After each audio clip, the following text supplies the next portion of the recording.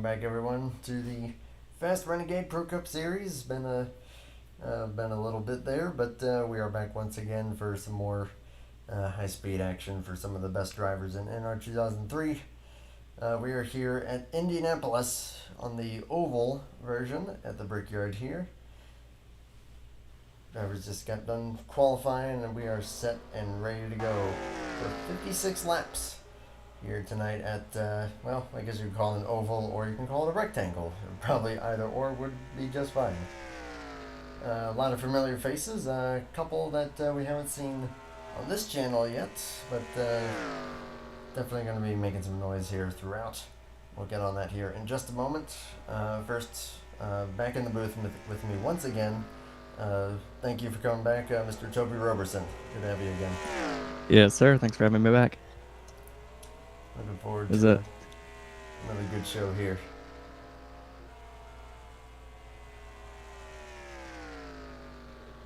I don't know if we can top the finish over in Infineon, but that was just an incredible finish. Randall Coleman coming out on top of that one against Jacob Spanta. I know that was a few weeks ago, maybe a month ago, but been itching to get back in the booth since that.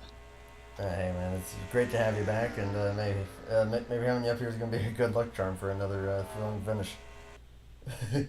Maybe, because I think it had been a little bit of a stretch between Randall's win before and that week. So maybe I'll be a good luck charm for someone else looking to kind of break that streak. Yeah, we'll be keeping an eye on that for sure. We got a good field on hand here for tonight. We're probably going to have about 25, 26 drivers on hand, but we'll quickly go over qualifying here. Josh Moyers is on pole position. The only driver to run a lap in qualifying in the 46s with a 46.937. Sean Romero will be to his outside in second.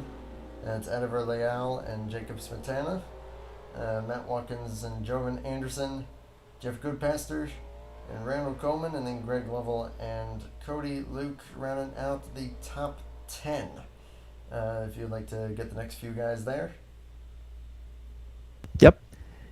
Then position number 11, that's Ricky Collette. Number 12, that's going to be number 1 of Cosman. I'm not going to attempt to pronounce the last name because I don't want to slaughter it. So he'll have to update me on that later, but it's great to see him back out here. Position 13, we got number 6 of Damien. I actually do not know his first name because that was a new face around here. Do you have any information? Yes. Federico? Federico, great. Yep. Well, it's good to see him, and he's putting up a decent time. Right behind him is Phil Parker, who did pretty well at North Wilkesboro for a good portion of that race, 14th. James Moore in the 15th position, the 03 Oscar Ramos Jr. in 16th. Position 17, number 29. That's going to be another new face for me, at least. Cardozo. Do you know his first name? Daniel. Daniel. Yes. Well, good luck to Daniel out there. And then 18th going to be Tyler Stallhood, a name I actually know here. Number 9, in position 19, number 11. That's going to be Bill Ryan, I believe. You want to go take over from here? I'm winded. I don't know how you do this. Hey, it's tricky, but no, man, you're doing good. But yep, round out the top 20, then is going to be Brian Hunt in the 91. Ken Squires, the last driver who took a lap time in 21st. Also going to have Sean Whitehill, Tate Dorsey, Tyler Mallon, Keith Hughes in this race as well, along with Jessica Shelton at the back of the field in the 94. So, with it being a kind of a different track for these guys, Indianapolis, a track where you really have to nail these turns pretty much to a T if you're going to have any shot at being fast. Some familiar faces, some guys who might be new to this. Toby, I know you run probably a fair share on tracks like this. How the heck do you tackle a track like Indianapolis as compared to any other standard oval? Gosh, I don't know if you can even compare it to most other standard ovals. I can't even think of a track to compare it to, but the way I tackle Indy, it's making sure I get a good exit off the corner. I don't worry too much about the entry because I'm going to have another corner right after. If that first, turn 1, turn 2 is not so great, I can make sure I'm backing it up a little and getting a good run off because it has a long straightaway, and that's where you're going to make a lot of your moves, is where you're going to have like just 2 or 3 miles per hour faster down backstretch. You can peek a nose midway through the straightaway and make a pass. So that's kind of the mindset I would be in.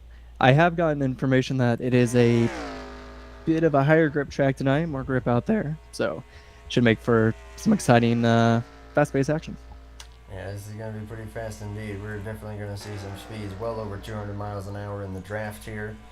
Of course, with this track being as big as it is, draft could become a factor here. Get that slipstream. Pit window, based on what I've been told from Randall, going to be about 17, 18, maybe 19 laps if you're able to stretch it a little bit. So pretty short fuel window. That's even shorter than the other super speedways. As we are getting ready to kick it to the race session here. Let's get you guys some live pictures. Drivers, to your cars. Andrew, do you have a track that you could compare this to? I couldn't come up with one.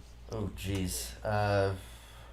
It's a tough ask, I know. The closest that I could remotely think of would be Pocono, and even then only really turn 2, which I think was actually meant to be modeled after this track. That's all I got. I really have no idea a track that is flatter yet so high speed. This track is definitely an enigma in its own right. Yeah, it is, and we're going to be going the road course later on this year. I don't know if I'll be back up here in the booth with you for that one or down there racing, but road courses are not my specialty. I think that will be the 4th or 5th one this year for these guys, which, Fast Racing League, it's a heavy emphasis this year on road courses. So I'll be excited to see how the Indy road course goes. Yeah, that's very true. Yeah, we got they'll be going to the road course here, and then of course Watkins Glen a little later on in the run-in. And correct me if I'm wrong, but don't they also go to the Daytona road course? Someone to say.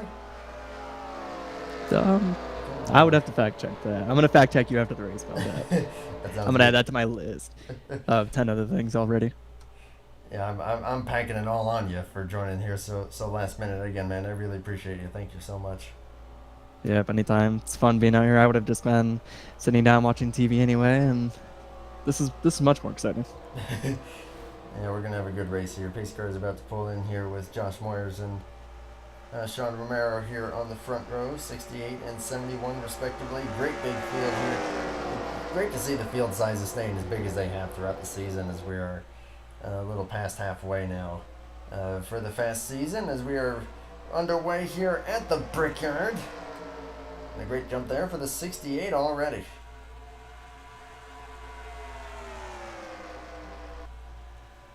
Almost 3 wide there. Jacob finds his way in line, that 4th position. Santana finding his way. Watkins side by side looking for that 6th position with Randall Coleman. And he'll slide back in as well. Some guys smacking the wall there. That can happen, especially with the track being as flat as it is.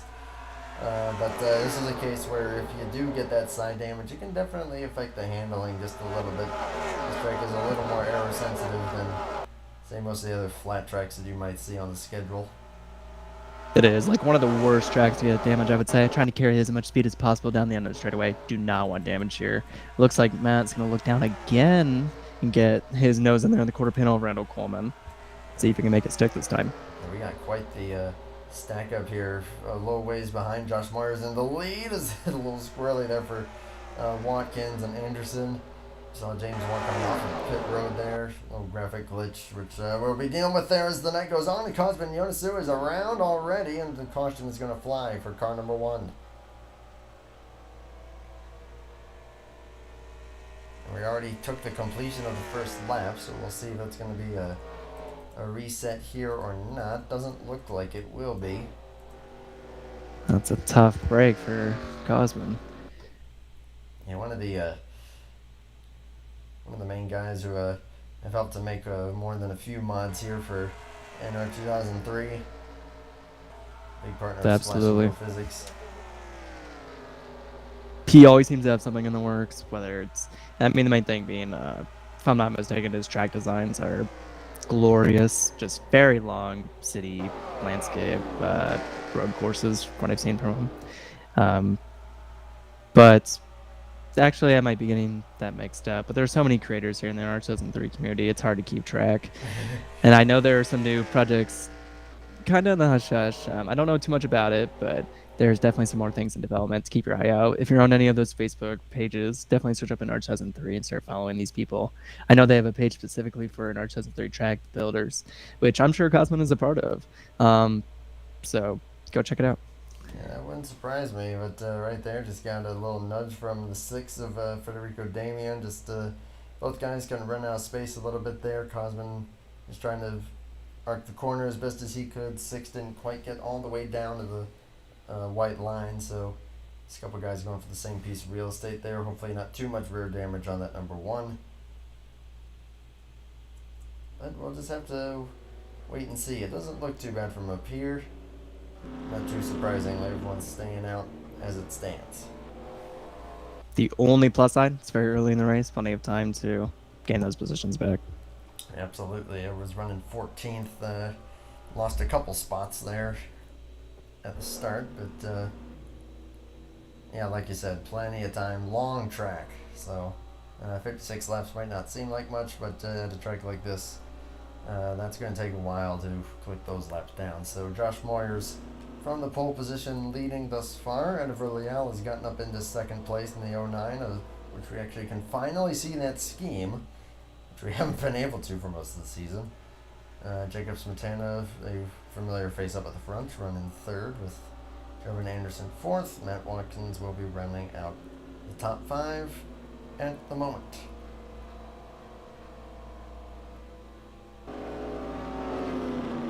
Nice variety of manufacturers up here at the front. You got a Chevy leading, and then 2 Fords, and then a pair of Toyotas there in the top 5. So pretty much all the 3 main manufacturers getting represented here.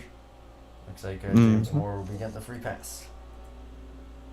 And then 6 through 10 really quick. Just give them a shout out. Randall Coleman, they're in 6th. Jeffrey Goodfaster in 7th.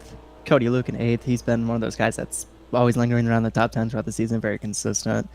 9th is Greg Lovell. Had a great run at North Wilkesboro a few weeks ago.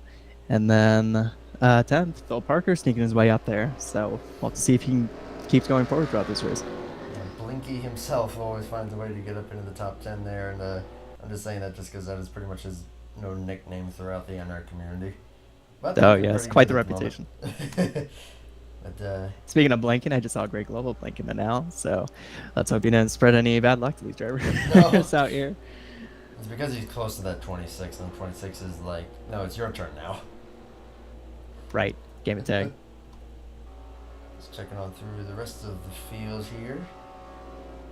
New scheme there for Sean Whitehill with 12. Has a nice looking body armor car. Never ever gush enough about just how good all these paint schemes are that we see out here. Beautiful. I wish I had 1 ounce of talent to be able to paint schemes like that, but I always had a request. I believe Joe Allen painted my scheme back in the day and all the way throughout most of my career, so I'm very, very thankful for him. Or I'd be racing in one of those 09 earlier cars throughout the season. The big purple blob. Yeah. I mean, we got a kind of a green blob out there. I do not have the 29, which apologies for that. Is everyone just kind of getting themselves sorted out? Looks like Sean Romero may have actually had some sort of a penalty, possibly. May have come down pit road and then ended up speeding. Pit road speed is 55 for tonight. Forgot to mention that. Just like that, from 2nd to the back for the 71. We'll see if he'll have enough time to try and make up some ground. Oh, Andrew, I will say my cars are great for the ones I don't have. So I'll have to send that over to you as well, along with those other fact checks that I have. And going back, I was just gonna say, in terms of what you were saying about like painting schemes, I'm no better. Yep, that's why we're up here in the booth.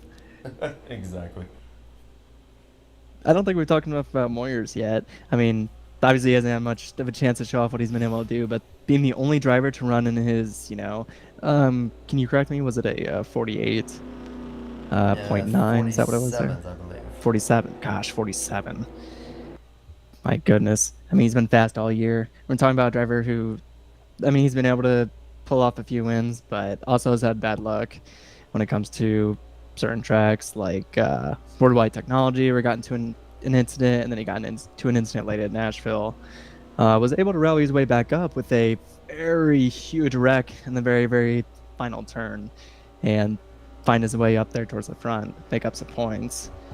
I think he's just going to try and step out in the front and away from anybody this race. Because you can't get wrecked if you're in the lead, right?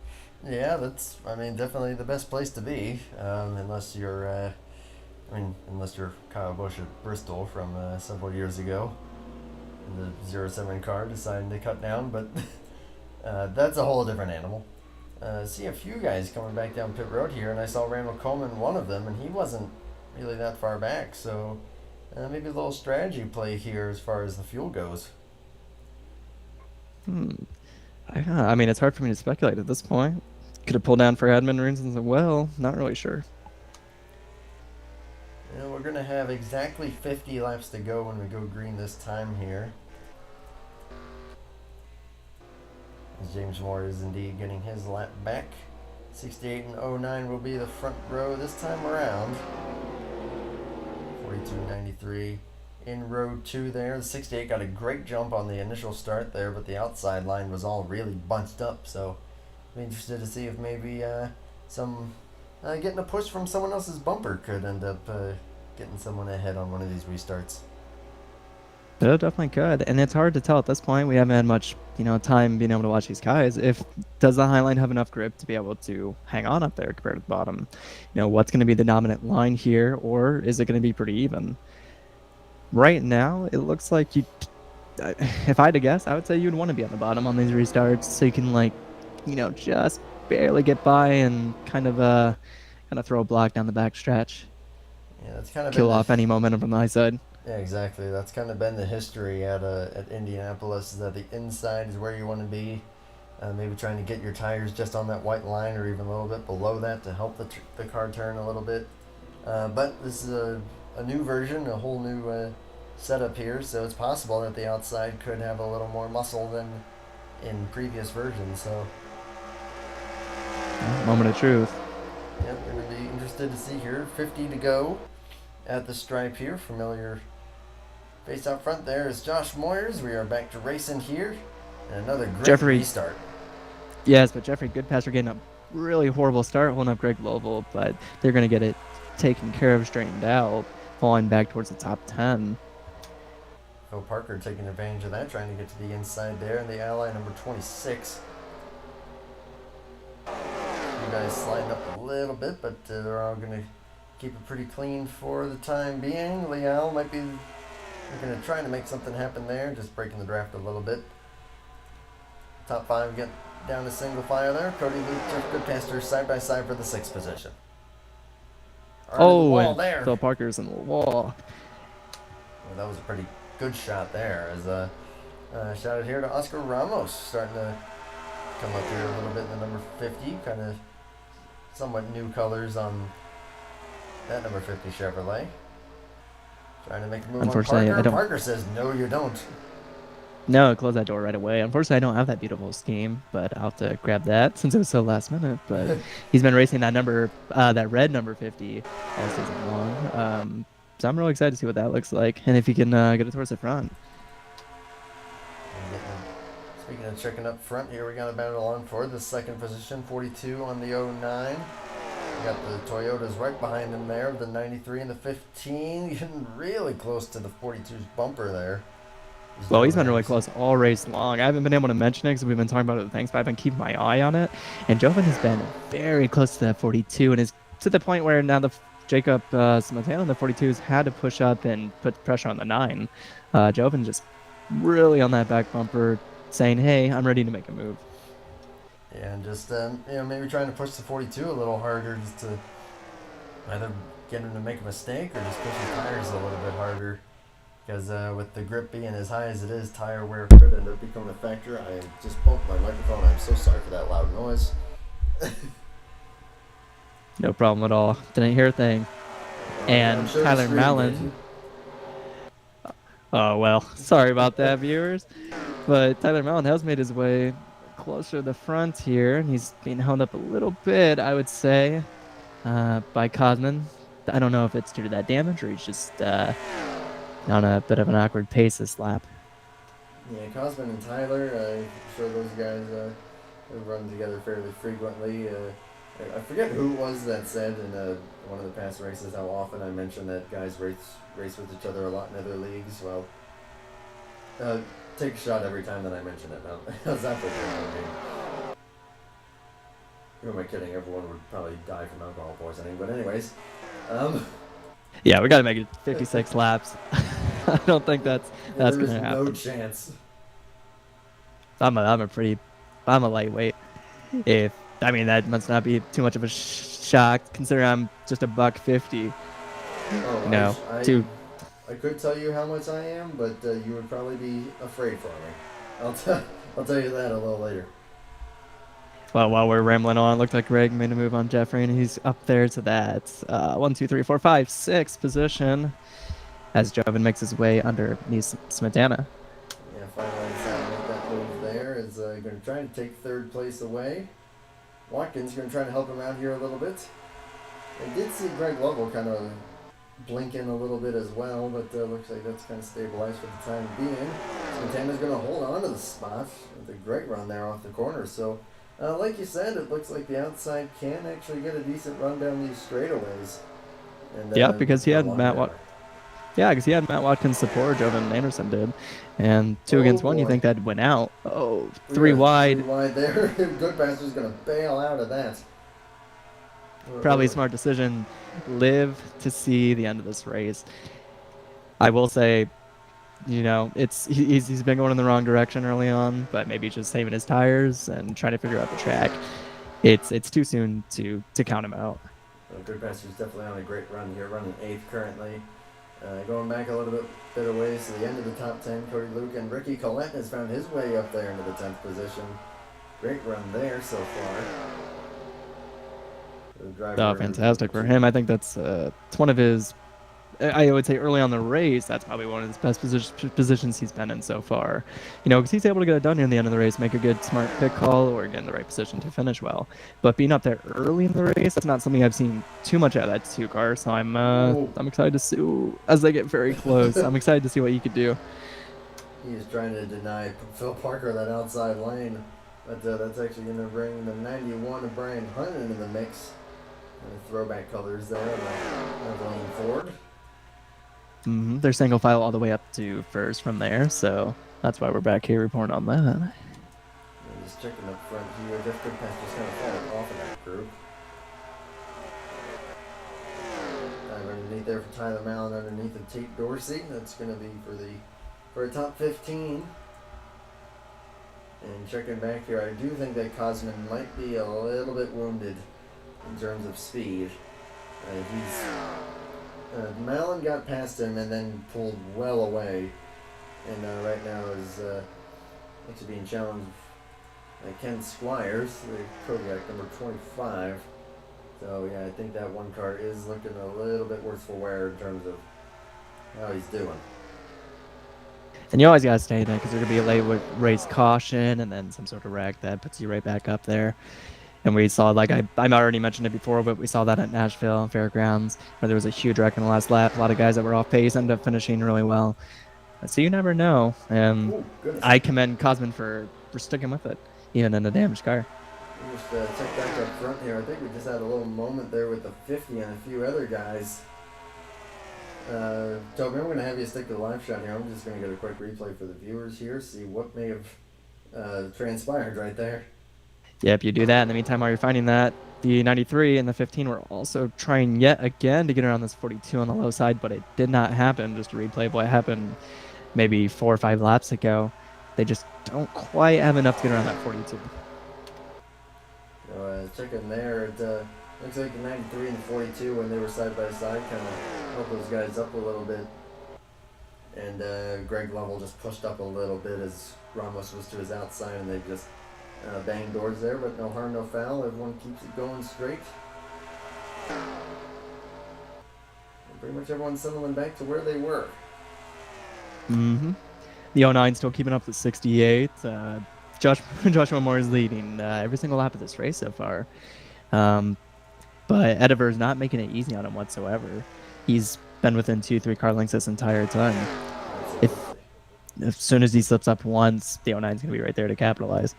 And they'll be ready for it, I'm sure. We're probably about 4 or 5 laps away from pit stops here. We saw these guys were clutching quite a bit under that caution, so probably got themselves a couple more laps of fuel that they'll be able to use. So probably around lap 20 would be my guess.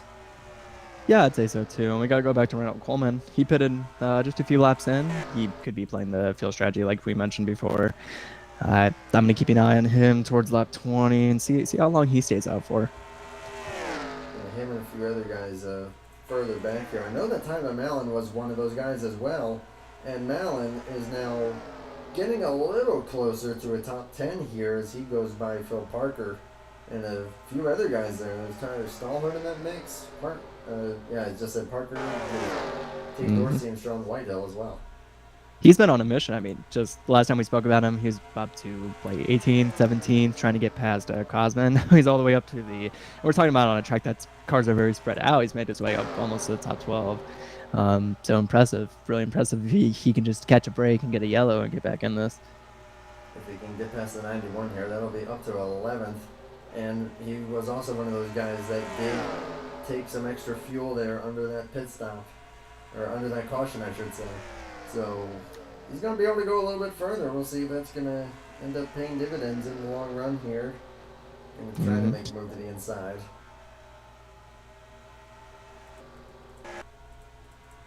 Jeffrey Goodpaster has fallen back to this second pack of cars with Cody Luke and Ricky Collette. It's a 3-car tandem right now. Behind them by about, I don't know, maybe a full second. I'm not very great with judging distances. I would say maybe 2 or 3 seconds. Hunt is under pressure by Tyler once more. As we just watched the battle for third there, Joe Anderson has finally gotten past the 42 and up into the podium positions. But Smetana wasn't able to final in front of Matt Watkins, who might be under pressure from the 088. Yeah, we haven't seen a lot of movement up front, so Watkins, is sitting right there, basically where he was at the beginning of the race here in the 5th. But Jovan has made his way finally past that 42 in the 3rd. Jacob he put up a heck of a fight that entire run. I don't know if 93 has anything else on those tires to go chase those top 2. If I had to bet, I would say that he doesn't. He's gonna have to wait until after this pit stop. Jeffrey Goodpaster came down quite early 2 laps ago to get fresh tires. Maybe trying to pull the undercut strategy. I am seeing lap times falling off a little bit for some of these guys, but for the leaders, not as much. It's only a couple tenths that they've lost based on the beginning of the run. So the tire wear not looking like it's going to be quite as bad. You're probably going to want more of a draft than anything. So if Goodpaster doesn't come out with anyone in front of him, he's going to probably be in a bit of trouble. Most certainly. He went in alone, and he's going to have a really lucky break to be able to catch somebody. When he has already come out, but I don't know quite where he is on this track at this point. But like you mentioned, 47.263 compared to Joshua Moyer's 47.497. That's his best lap versus his last lap. Less than 2 tenths. Tires aren't really going to matter too much, if you want to make that 2-tire call near the end of the race. Still only 2 tenths between the fastest lap and that current lap there that Moyers just ran, so he's keeping it nice and clean and consistent at the moment. Trying to break the draft here a little bit, or maybe that's a little call sign that, hey, I'm going to come down pit road here for the 68. I do think the fastest car, has put up the fastest lap. Let's see if I can get that up here. I believe it's Matt Watkins. I'm going to say yes, it is Matt Watkins. Pit road here along with the 09 and the 42. First 3 cars coming down pit road here. We got Greg Lovell, Oscar Ramos, Watkins, and now new leader Jovan Anderson, who have remained on the racetrack.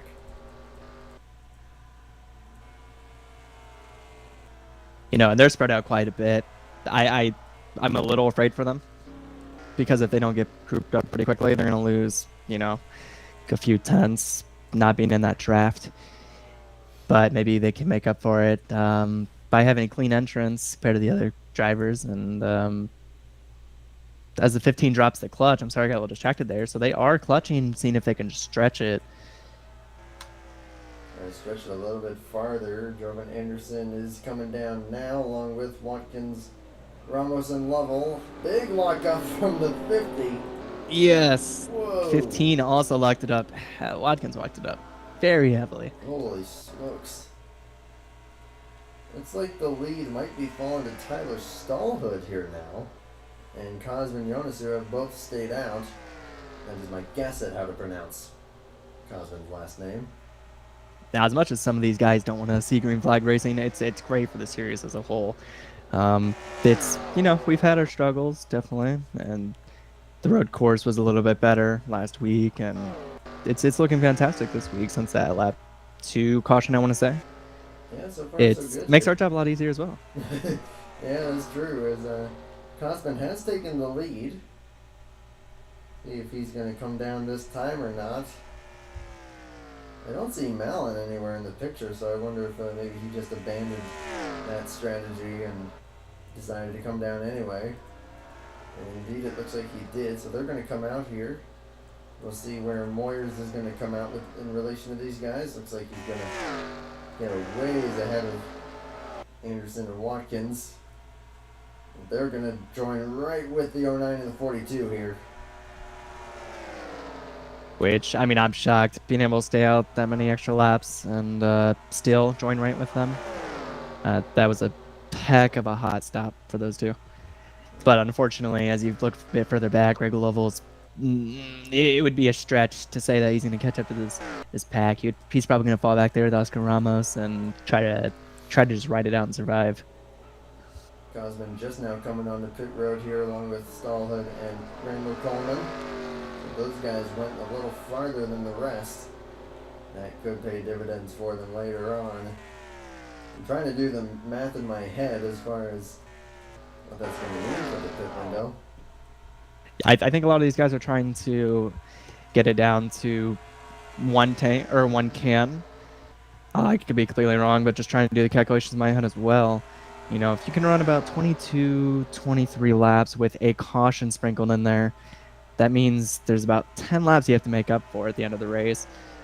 So I'm going to say a lot of these guys are going to come down and take one can near the end. Maybe just slap on right side tires. Because nobody's going to be able to make it, obviously, at this point. But maybe they'll just slap on right side tires and ride those last 10, 12 laps out. That's true, yeah. I could definitely see them giving that a try. And then trying to gain some positions that way. As we are going to have 31 laps to go this next time by.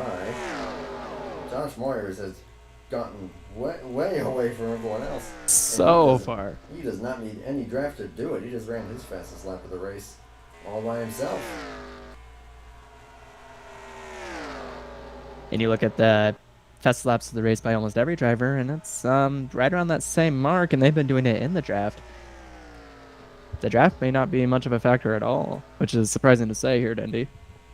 Yeah, because the straight line speeds are definitely slower for Moyers, but where I think he's making it up is just how well he's able to get these corners down.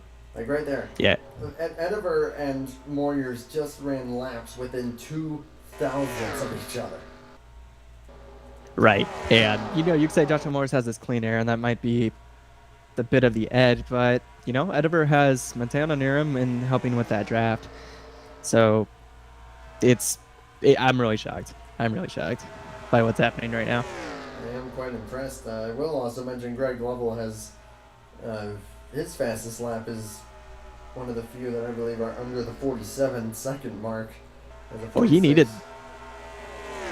Sorry, I didn't mean to cut you off there. I was just really excited because he needed that to be able to catch back up to this group. A few laps ago, I said he's probably not going to be able to catch back up, and he proved me wrong. He did, surprisingly enough, running, a 46.9 being one of his fastest laps. Of course, I mentioned so I'm sorry that. for counting him out. No, you're good. I mean, I mentioned that, and then I glanced back at Oscar Ramos with a 46.8 for his fastest lap, albeit not with any draft right now, and he's kind of just running all by himself right now in P7. And that's the thing. and that's the thing. I mean, obviously we're seeing Joshua Morris can do it on his own, but that's also the pulse there. It's also a person who's proved by himself out there he can run those kind of laps.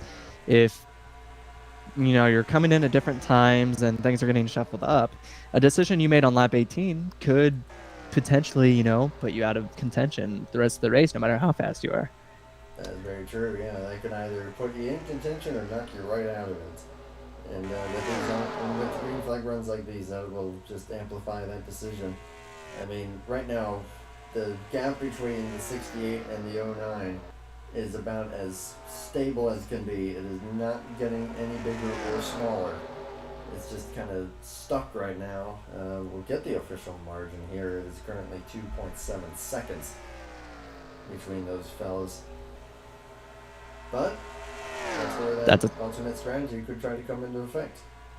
It's a tall order. We'll have to see what happens. Tyler Mallon's up to 8th. Last time we spoke about him, I believe he was near that 12th position, around Phil Parker and some of those other guys. Mr. Hunt there. I'm still gonna say he's gonna need a yellow at this point. Obviously, he's made up about as much ground, as much positions as possible by himself. Maybe he'll be able to catch Oscar, within the next 10 laps if he keeps on the pace that he's keeping on. Yeah, it wouldn't surprise me. I will also send credit to car number 1 there, who has found his way to the top 10 despite that rear end damage that we saw from the 1-0 caution today. And keeping it, definitely finding speed when he needs to, and now is back up into 10th, just got by Ricky Collette a little bit ago. So you get that top 10. Yeah, he's making it work. I mean, a 47.4, that's a very solid lap, especially for a damaged car. So if he's able to keep there in that 4 to 5 range, he'll be okay. Almost a little bit of a moment there with a lap car for Josh Moyers. That's Ken Squires in the 25. Didn't quite yield as much as I'm sure Moyers would have wanted, but does get past there now. Moyers did actually go about a tenth of a second quicker that lap. So, yeah, I think with these cup physics, the draft effect is fairly minimized, and with the corners the way that they are, I think that you're going to want to favor that clean air, like you were saying, as opposed to draft. And going back to Ken Squires and Joshua Moyers, I went back and looked at that. I just got first glance at it. Very heads-up awareness by Joshua not to, he knew he had a 2.5 second lead, just to take it easy, get around him as clean as possible. That's a tough part of the track with that corner coming up quickly. Yeah, if you're trying to get out of the way without costing yourself too much, being caught in the corners is a bad place to do it, because running on the outside is how you're going to lose a lot of time. So, can't exactly blame Squires too much for that. Going to get another look at the lap times here. Closed in a couple of tenths there that time. It was a little more gained of the last lap with Squires being in front of the 68. So it could still be on here if the 09 continues to try to chip away at that lead just a smidge every single lap. But with how quickly they're clicking off these laps, you're probably just another, I'd say, 8 laps away from pitting again. Maybe a little for some of these guys, I think for people like Oscar Ramos, Tyler Mallon, some of them, Randall Coleman, obviously, more like they're looking at lap, let's see, 45, 46 with 10 to go. And they're going to put, a can in the car. And if you're going to put a can in, might as well not take all 4. That's just my viewpoint. Why sit there and wait just as long if you're just going to put a can in? Obviously, the tire wear is not a huge factor tonight. Leading into my second point, it is hard to make passes when there is not a lot of tire wear. When everybody's running almost the same pace and you can't save your equipment. You just kind of have to run full out and put pressure on everybody. Does that make sense? Oh, absolutely, yeah. And especially on a track like this where it's very momentum-based, that's hard to get down there, because you would think, I just have to get to the inside of someone and then I can just charge around them. It is not that easy. You get the guy on the outside, he can get a good run on these long straightaways. And it's been pretty single file because throughout the beginning to an end of a run, you're only losing maybe 2/10, from start to finish, and that's not a lot of wiggle room between your fastest and your slowest time. So for these people who are very good tire savers, it doesn't necessarily work for them as well, but it works better for these more aggressive drivers who are able to lay their bumper and intimidate people out of their way. Well, I'll tell you someone who's probably done a little bit intimidated now. It's our leader, Josh Moyers. He has lost almost a second and a half now to hit on his lead. I don't know what these guys have been doing behind him, but whatever they're doing, it's paying off now, and I think they're probably starting to get that draft. I think, did you see the caution lights? Yeah, the yellow is out. Yellow is out. Which is, I really want to see that play out because Ediver was running 0.4 still, while Joshua had ran an 8.888 that last lap. Ediver had gained 4/10 on him in one lap. Yeah, that was a lot. It was a lot. I am not sure what may have caused this. Let's see if we can I'm not seeing anybody around. I see Billy Ryan a little. Like he's kind of by himself. So caution, I think, is. No, caution is not out at this point. Here's what I'm going to do. I'm going to click ahead until I see where the caution actually came out. And then look around the track. That's a great idea. And I am not seeing a single thing. So debris caution in NR 2003 would not be unheard of. That's for sure. The game, from what I remember, has been known to do that from time to time. Just the phantom debris caution. If I know it's a running gag that NASCAR does that all the time. Well, it Yes. translates to the game. They're trying to make it as realistic as possible. Got to throw in those random cautions by NASCAR. Although you want to know what this will make interesting. They are What's going that? to be pretty close as far as making it to the end at this point. 35-56. I think they'll be okay. That's from my estimates. I think they'll be okay as long as they keep clutching after they come out of pit road and up into the green flag. But I'll keep an eye on the first couple laps and see if drivers are still dropping the clutch. But just from my estimates, I think they'll be okay. We'll definitely be keeping an eye on that. Ediver Leal did slide his pit box a little bit there, so that could cost him a little bit. Josh Moyer's looking pretty good as it stands, and looks like we'll hold on to the lead for the time being. Leal's going to fall to fifth, it looks like. He's barely ahead of Matt Watkins. Don't look now. But Tyler Mallon, I believe, is going to be seventh on this restart. Oh boy, he's worked his way from basically top 20 all the way up to 8th on his own. Green flag racing at this track, that's tough. And how spread out they were. That's going to be big. But the question is, when you get up to these drivers who are more consistent, they're hitting the lines and hitting their corners, every single time without mistake. It's, drivers will say, yeah, you can make your way back up to the front, but once you reach the tops, 8 cars, 7 cars, you're not making a lot of headway. Yeah. We'll have to see. It's harder as you go, but I know Mallon, and I know that he is a more than capable driver of doing that, and I think that we are looking at Ediver Leal with a speeding penalty. He is dropping to the rear from second place. Oh, what a shame. Golly. He had a great day so far, and I'm going to refrain from counting anyone out. It's going to be a long climb. It's going to be a very long climb. That is going to be a big climb indeed. We are taking 20 laps to go here. Everyone on the clutch. No surprise there. As you see the car's body frames drop, come back up, drop, come back up. Yeah, that's just kind of the little, like just a little bit of internet lag that exists just in general. It is, but when you're talking about, in our 2003, people have been here a very long time. It's a great visual cue to be able to know what the guy in front of you is doing. If you see that car dip and they're clutching, then you could decide, oh, I'm going to put a little more pressure on them to make them waste more gas, or I need to back off so I'm not going to run into them going into the corner. Because you're generally going to drop the clutch going into the corner, because that's where you're decreasing your speed to begin with anyway. Yeah, exactly. That doesn't, I don't think that'll necessarily apply here. I think guys will be okay on fuel. But we will see.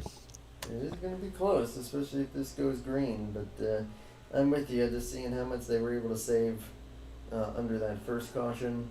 I think they'll probably be fine, but it's not going to exactly be comfortable, would be my guess. But I mean, yeah, you definitely have more experience on this track than I do, and obviously these guys know a thing or two about what they're doing.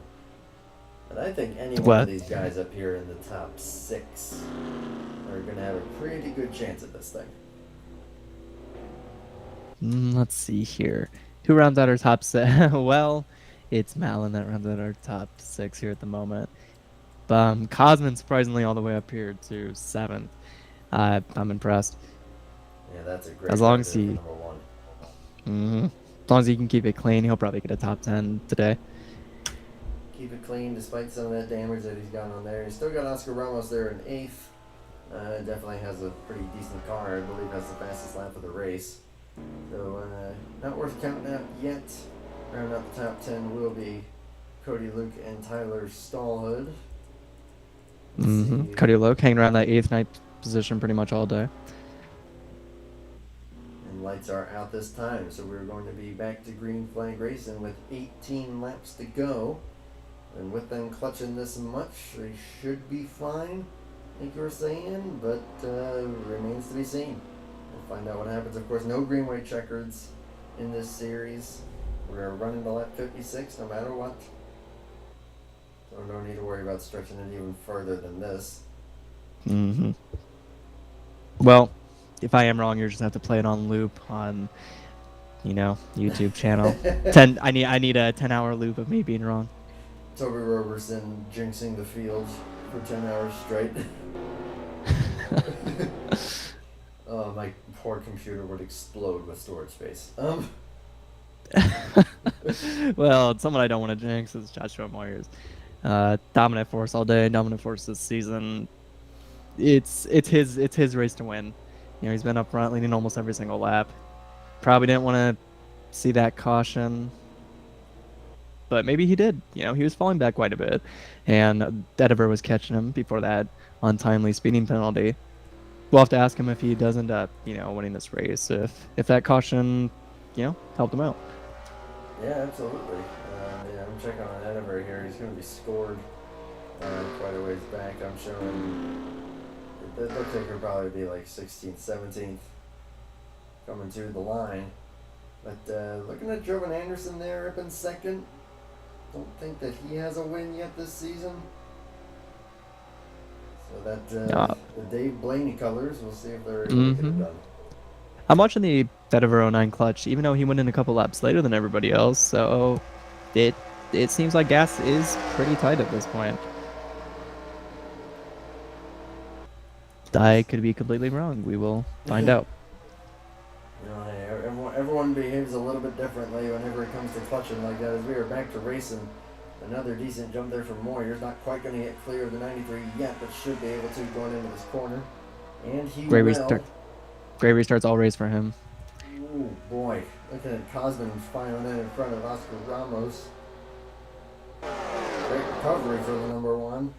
As everyone is right on top of each other, I don't think we're going to see much clutching quite yet with how stacked they are.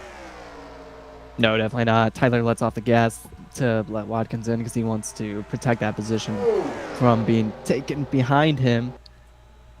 Low on the wall. I think that Cosman had to check up there for Tyler. He wasn't quite expecting that and nearly lost it as a result, but when he keeps it straight, and everyone's just filing down a single file. And that kind of tells me that everyone just still has a bit of saving to do. Yep, I would say so. Greg smacked that up pretty hard last lap. We'll have to see what his top speed is here at this point. He's been in contention for top 5 all race long. Tyler drops the clutch. Almost drops the clutch as well. It's a little early to see that, but even despite the clutch, here comes the 50 trying to make a move to the inside of the 088. That is for the 6th position.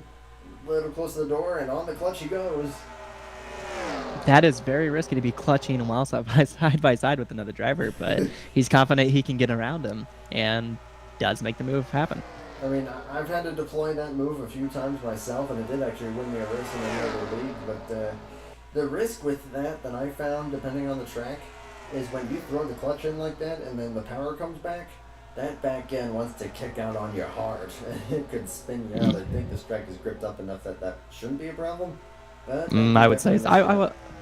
I would say so. I mean, it's definitely a science, and I'm watching Tyler really start to back up some of this traffic unless Oscar and him are both clutching at the same time. But it looks like just as I say that, he peeks to the inside, but doesn't make a move. Yeah, Tyler didn't clutch that time. The 50 did. Yeah, there's a clutch there from the 81. It looks like those two are the only ones that are really clutching that much. That's the surprising part. I haven't seen the 15 really drop anything or the 42 drop a clutch. Just as I say that, 15 makes his move on the 42. I just saw for the third. nose drop on the 93 too, so he just clutched that time. And there it goes again. All right, disregard everything I said the last 5 laps. This is a fuel race, and I don't know who has enough fuel and who doesn't. This is going to be good. Watkins now with third. Just got past the 42, and oh yeah, they are clutching hard in the top 2. But who's not clutching is number 15. I don't know if he thinks, well, maybe we'll get a late race caution, or if he knows his car so well that he knows exactly how hard he can push it and have just half a gallon or to nothing where he rolls across the line.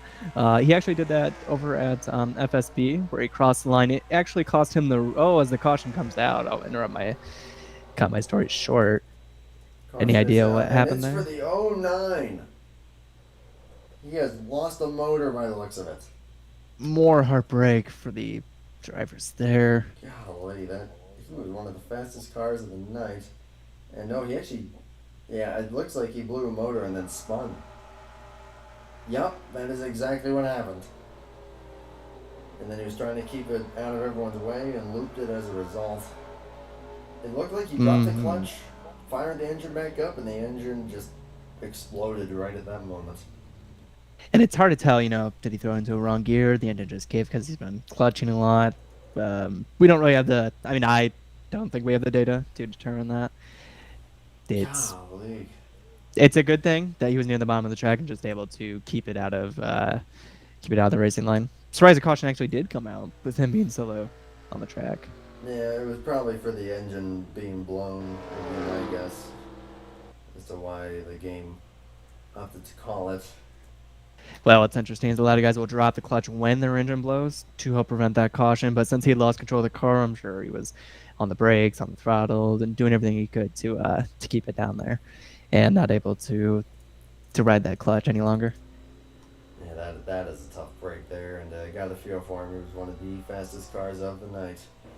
And first the speeding penalty, and then the engine letting go. I'm going to say a person who didn't want to see that, probably Matt Watkins, who was making his way up to the top 2 pretty quickly, who were clutching.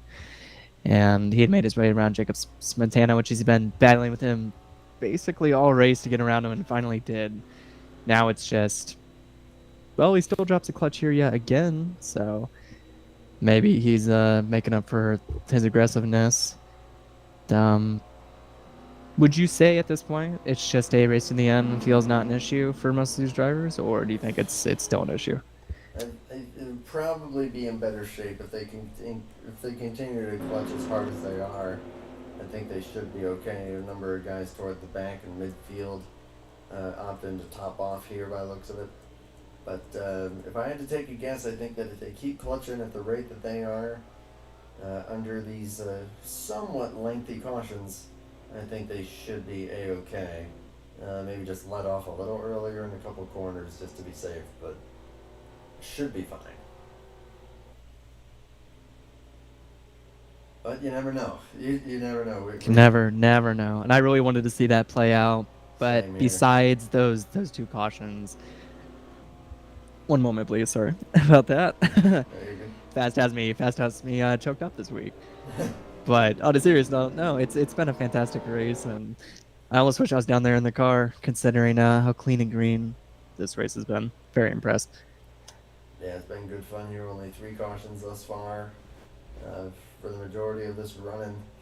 Uh, Coming down to a little bit of fuel mileage here at the end, which it really would have if that had stayed green, Mm-hmm. but it's still, obviously, I mean, if they're still clutching, these guys obviously are trying to get every bit that they can out of it. Well, Yeah, but really only one of those cautions you could say was a driving incident, where the other two, one was a debris caution, the other one was a blown engine.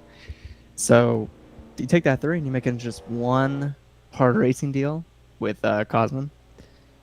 It's probably the cleanest race of the season so far. that's true, yeah. You can't exactly predict an engine blowing like that, and of course, a random debris caution that the game throws. I mean, that's completely out of your control. So, Mm-hmm. 03 coming up to the front here, probably get another lap back. We're going to have 20 or, excuse me, only 11 laps to go this time by. We'll see if they get the green or not. Mm-hmm. I'm curious to see how Jovan Anderson, as he gives Joshua Moore's a love tap along Matt Watkins, also giving him a pump, maybe trying to dent his car a little, mess up that aero.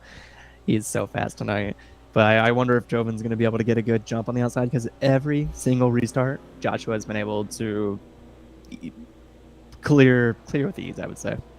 Oh, absolutely. The outside line. He's been doing phenomenal on these initial starts and restarts. So, but Jovan hasn't had his chance. He hasn't had his chance to show what he can do on these restarts, from the front row anyway.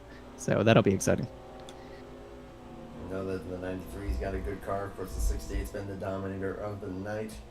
We're going to be 10 laps to go here next time by, so likely going green with 9 laps remaining. I'm still keeping an eye on Matt Watkins just because of how fast that he's been able to be, and Tyler Mount has been absolutely flying. But of course, you have Jacob Smetana, who's a multi-time winner on the season along with the 81, so it's he a is. game. Yep. With multiple of those being on road courses, and I'm digging deep into my brain to see if he's won an oval this year yet. I can't speak one way or the other, but I know he's a dominant force on the road course, and tonight he's been up there in the top 5 the entire race. Right now he finds his way just outside the top 5.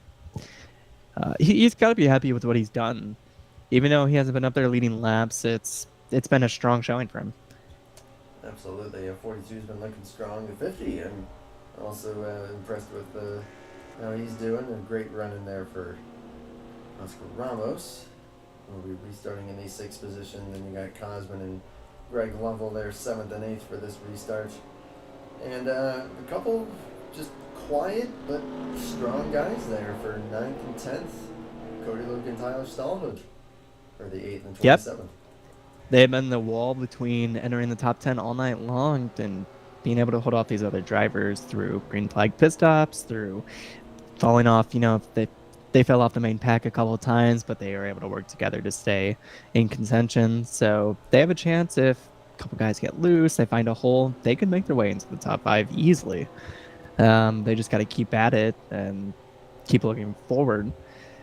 I am sorry some of my words there. I was looking at Phil Parker, also a person who's been on the cusp of a top 10 all day. We'll see if he's able to squeeze by and scare a top 10 for himself. And do not worry about stumbling over your words. That is a consistent habit of mine, and I'm actually impressed that I have not done that yet tonight. So, miracles happening tonight because I have not had a stroke yet.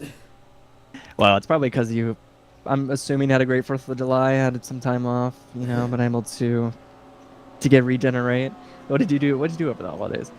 There was just outside of one of the cities that's close to me, Lancaster, Pennsylvania, Lawrence Park, there had a big fireworks display along with a military band, which was pretty cool. So me and my girlfriend went down to that, and that was pretty cool.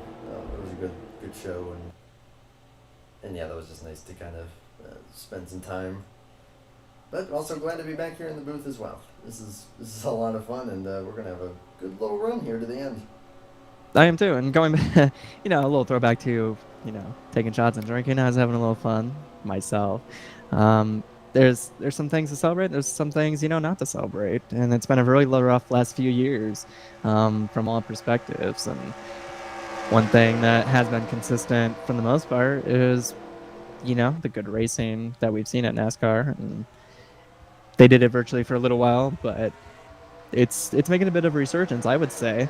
The more people I talk to, the younger crowd is getting into it just because there are a lot of younger drivers in today's sport compared to 10 years ago, I'd say. Oh yeah, and it's really cool, and even just looking at it online here is Smetana's getting aggressive there, but seeing how big these fields have consistently been, it's been a lot of fun to watch. As Phil Parker getting roughed up a little bit there from Tyler Stallard. Moyers has pulled away a little bit here, but Watkins is going to get clear for second. We'll see if he's going to be able to run him down. Oh, that's not going to end well, boys. Oh, I thought they were going to accordion up so bad right there. Well, very sorry to ramble. I was not on the live feed. That is my fault. But 3 wide Joshua here. looks like... Carve into the wall there. We're going to be 4 wide in turn 1. Everybody keeping it straight. Tate Darcy in the middle of all of that. Contact. Caution is out. And that again, very sorry for Ken Squires facing the wrong way. Which he was lapped early in the race by Joshua Moyers on that tight position there. He was trying to find his way back into, a good position. Federico Damian also spun it there off of 2. Let's take a look and see exactly what transpired. As everyone is stacking up all over the place there, and my God, that was just a dive and a half from the 6. I'm not gonna lie there. That just looked like a little over aggression. And it's spinning out. Right, some things we don't like to call from the booth because we're not behind the wheel, but I think that one's it's pretty obvious. He really drove it in there and just slid up the track a bit too much. This has been the best night for the number 6. Caused the first caution as well. And then, here just from way back. Also, it's possible that maybe he just wasn't quite expecting what was happening in front of him. So, like you said, can't exactly fully call anyone out on anything just because you don't know exactly what's going on inside of the car, inside of the helmet. It did look like a rather aggressive move, though, in Federico. Everyone, has their first couple cautions in their first few races at a different league, and hopefully he gets them out of the way and gets himself sorted in the next few weeks and is a bit, cleaner as time goes on. Well, this just shaped up for an absolute shootout here at the finish. It did, and I do feel like I need to say once again, I'm sorry for rambling on about, life things. When we had racing going on, I was not on the live feed, unfortunately, and I was missing all the action. No, you're good. You should have been like, Toby, there's racing. Please stop talking. Oh, man, you're So okay. anytime you need to put me in my place, I'm completely fine with that. Joshua Don't worry about it. Moyers, though, Just he's... so long as you don't see that little fast forward button at the top there, or at the bottom, then you're good. But if you see it there, just know that, oh shoot, I might be missing something. Gosh, you would think. It says live, too, on the other side. You would think, after almost a decade of doing this, being a part of the sim, I would understand that. Oh, But hey, what are you going to do? What are you going to do? hey, we're all Going over human the- beings. And I'll go over the retired drivers real quick. Looks like we have the number 29 is out of this race, the 33, 71, 20 laps down at the moment, and the 09, which Ediver was running in second most of this race with a blown engine. Surprisingly, I would say that's not too many guys considering, all the... they're going over 200 miles an hour, tight racing. Could be quite a few more. Agreed. We still have a strong, healthy field of 20 plus guys out here. Absolutely, and that is really, really cool to see. So we did have 25 drivers who officially took the green flag, and we still have a full 21 on the track and all on the lead lap. So that is going to produce for a pretty exciting finish here. Probably with I'm going to say 4, maybe 3 to go. There's so many different stories happening. Cosman with his damage early in the race, being up there near the top 10. Greg Lovell smacking the wall a few times, and is probably going to have to fight really hard to keep up with these guys. Smetana being in the top 5 all day and falling just outside the top 5. Is he going to be able to make his way back up front? Tyler making his way from the basically 20th all the way to the top 5 now. And then I could go over pretty much everybody's, race arc, but it's... There's a lot of things to keep your eye on coming to the end of the series.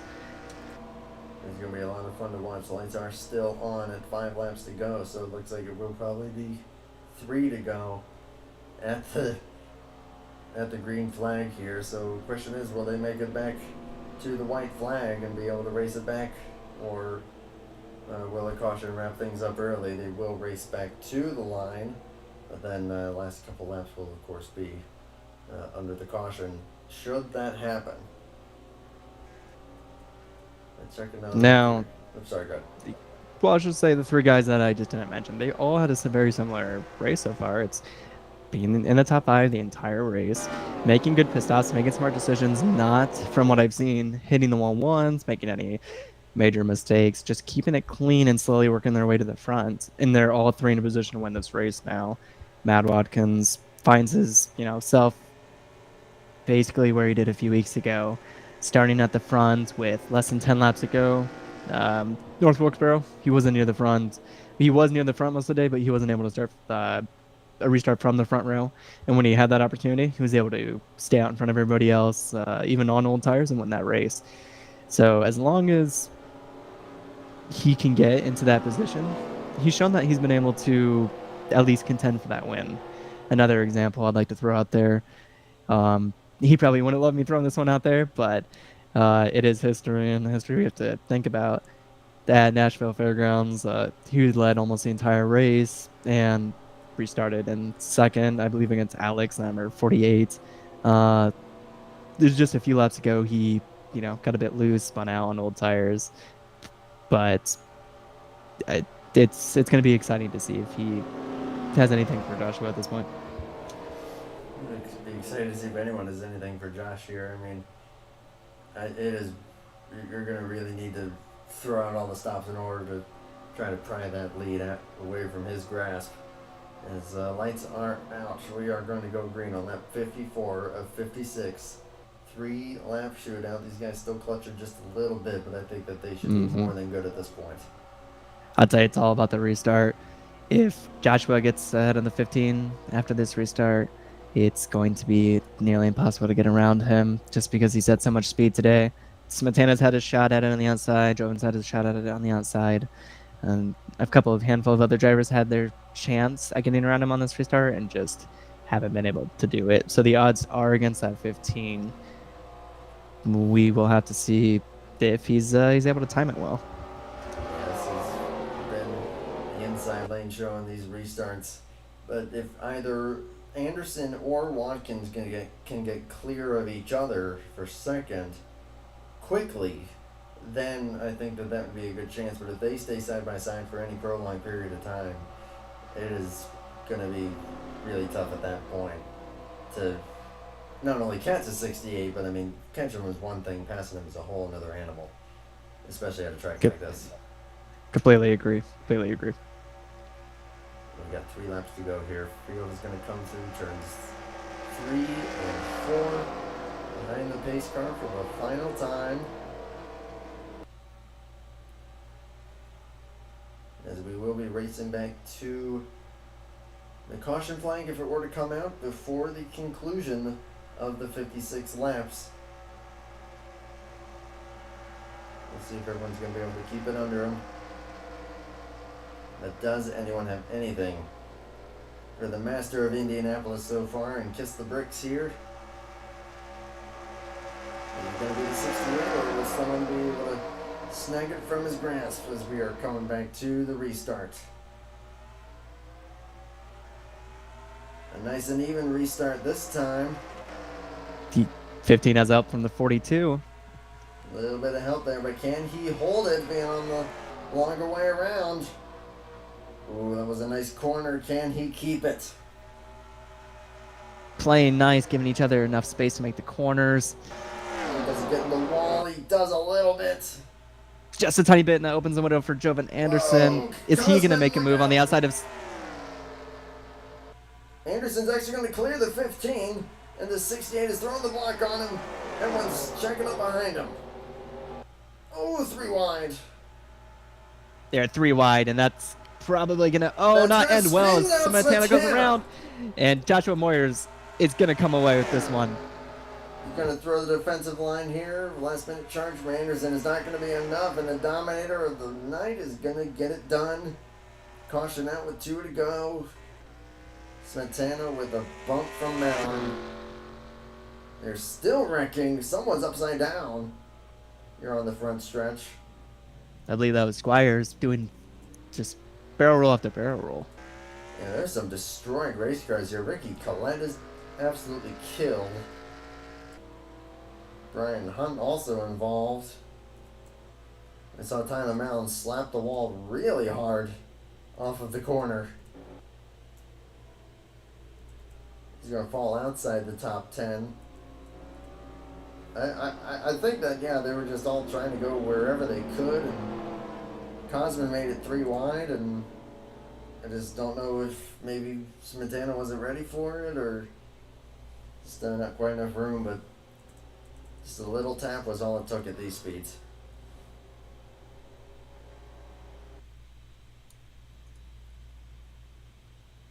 Gonna get another look here for the 42. Going around, causing the race-ending caution here. The outside 3 wide, Mallon and Cosman there on the inside. And it was actually the checkup at number 50 that's kind of put them in that position to be 3 wide, the corner before. Yeah, that's true. And it looked like, yeah, Tyler was given enough room to Cosman, and Smetana was just trying to stay as low as he could and hug the 81 as much as possible, and they just tapped the slightest little bit. It really wasn't much. No, That's all it takes.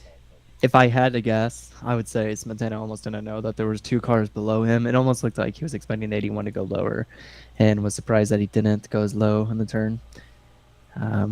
Because Cosman did just have a nose, and then by the time they got to that corner, he was neck and neck with Tyler. Last person I wanted to see that though, Jovan Anderson. He, you know, with that caution coming out, he didn't really get to show us if he had what it took to get around that 68. Yeah, unfortunately not. Was hoping for a little more racing there up at the front, but it was still a great showing. Last I also got to send a big ouch there to Federico Damian, hit the attenuator wall as a result of that crash, and you saw Ken Squires there tumbling and barrel rolling all the way down. That's going to leave a mark in the morning. Mm-hmm. And you can't say it was a stolen win by any means, because this, you know, if we had to choose a driver that was dominant all day and probably deserved this win, it's Joshua Moyers, leading almost every single lap and pulling out to a whole entire straightaway lead at one point by himself after pit stops. He was the dominant car from start to end and kept himself out of trouble by staying up front. He is definitely the guy that deserves it the most, so you can't really fault him there. And I mean, you saw him getting really defensive in order to keep the 93 behind him, and it ended up paying off beautifully. They are coming to the caution and checkered flags here.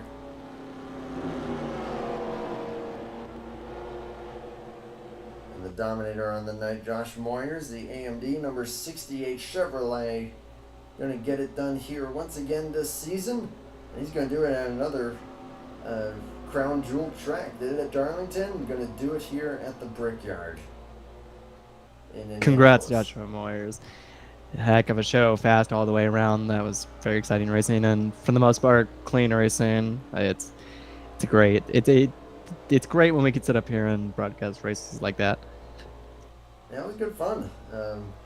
As everyone's giving their bumps and their spins and just having some fun as the the checkered flag is in the air. A little congratulations there from Randall Coleman. So Matt Watkins get in there and stall it.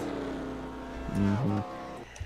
Not straight too far the race winner, but you throw out Randall Coleman's name, and he's one of those drivers who, qualified really well, started up front, and pitted very, very early on, and was just never able to make his way back up to the front. It was surprising to see, but there's always next week, right? Oh yeah, you still got plenty more races to go here. Gotta send a shout out to Cosmin Jonas, who's gonna get a top 5 after being involved in the first caution.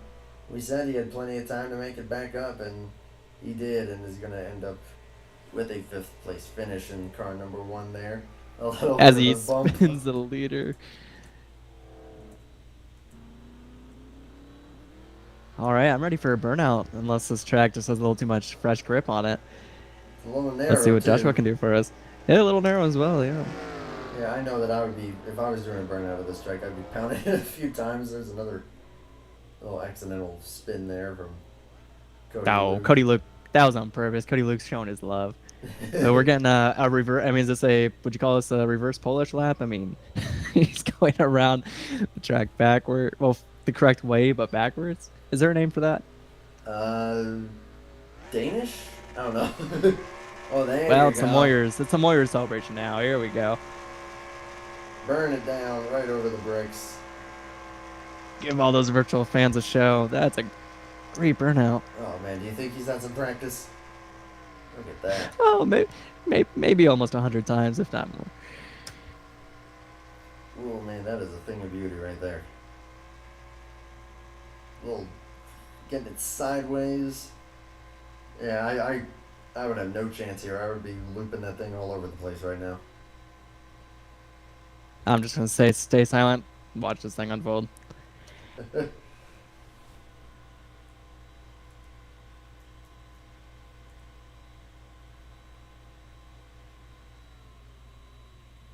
And there it is. There he goes. What would you say? Maybe, Oh, 3 man. football fields or so? That's impressive. That was huge.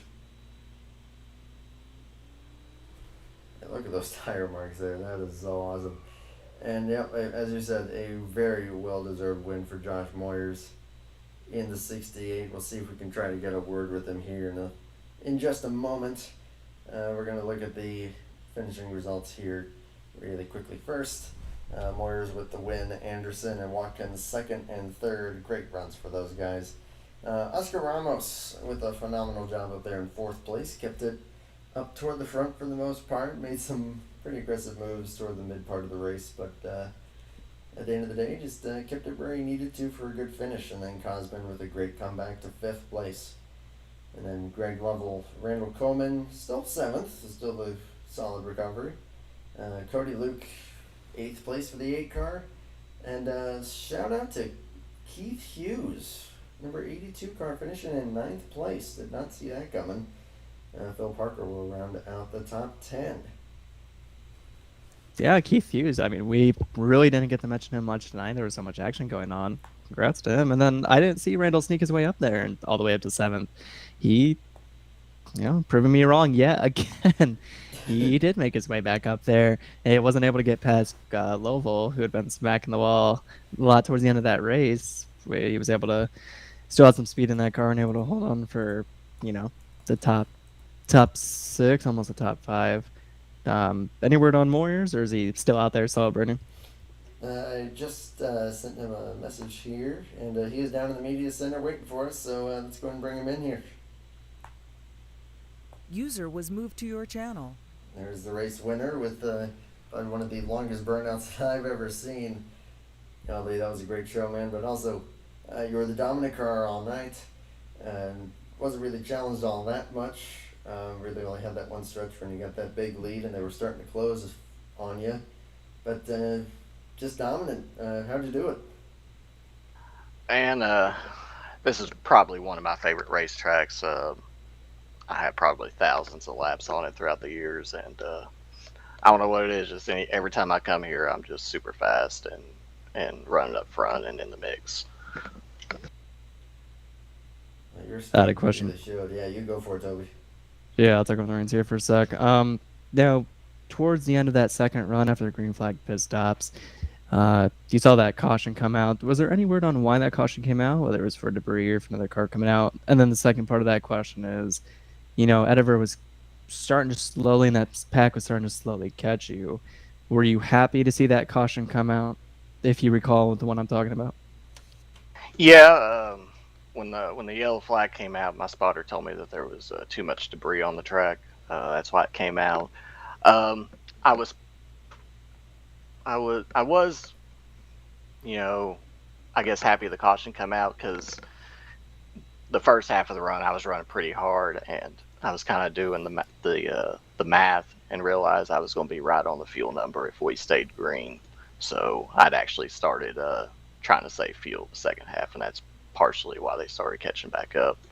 But the caution definitely helped level out the playing field because I knew some of those guys had stayed out a few extra laps.